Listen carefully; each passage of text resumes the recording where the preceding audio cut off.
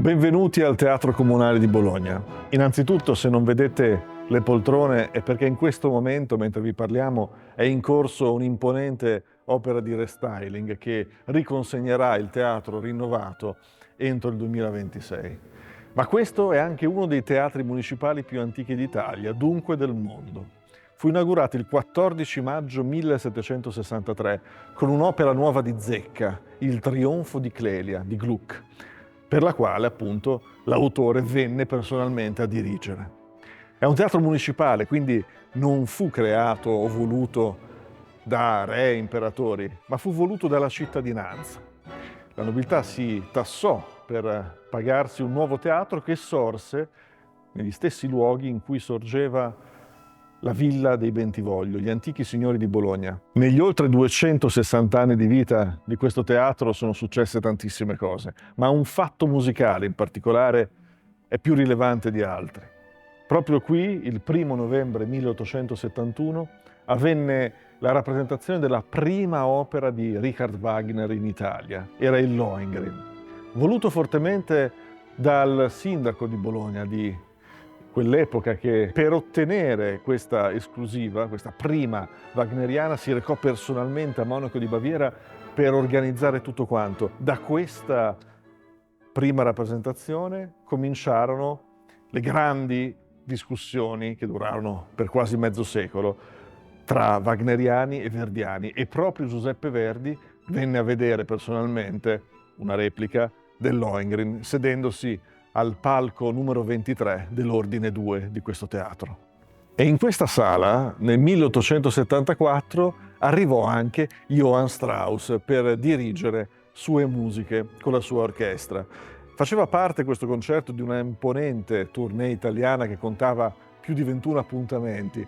E Johann Strauss nel 1874 diresse la sua musica, la musica tipica della Vienna dell'epoca. Ma se ci pensate bene, fino a non più di un quarto di secolo prima, gli austriaci stavano ancora occupando Bologna. Pensate al clima dell'epoca. Nel 1874 un austriaco, il simbolo della musica austriaca dell'epoca, che viene a dirigere nella città che fino a poco tempo prima era stata occupata dagli austriaci.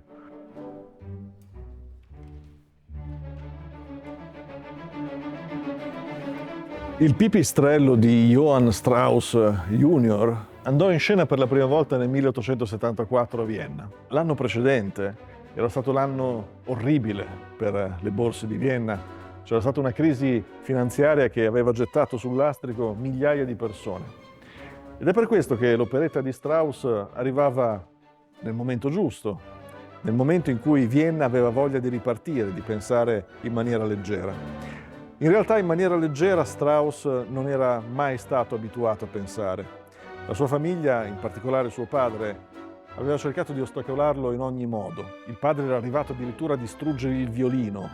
E invece fu la madre che concesse al figlio di studiare comunque la musica e di farlo addirittura, in sfregio al padre, con il primo violino dell'orchestra di Johann Strauss Senior.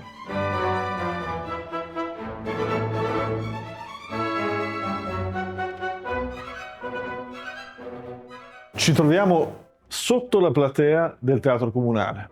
Siamo sotto il livello delle poltrone e in questi spazi lavoravano i macchinisti che, spingendo questo complesso strumento meccanico, riuscivano ad alzare letteralmente di qualche metro la platea del Teatro Comunale per le feste mascherate.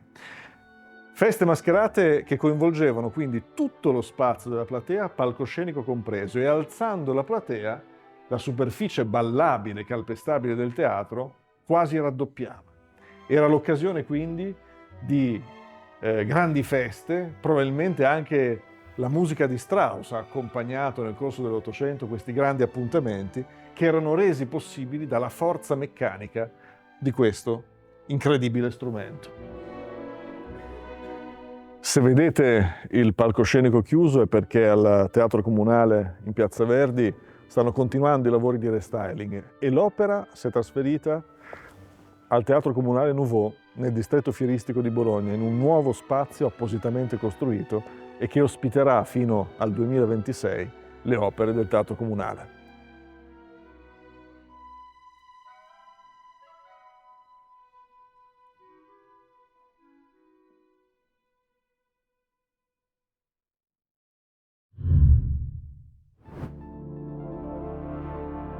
Opera Streaming. In the Heart of Opera.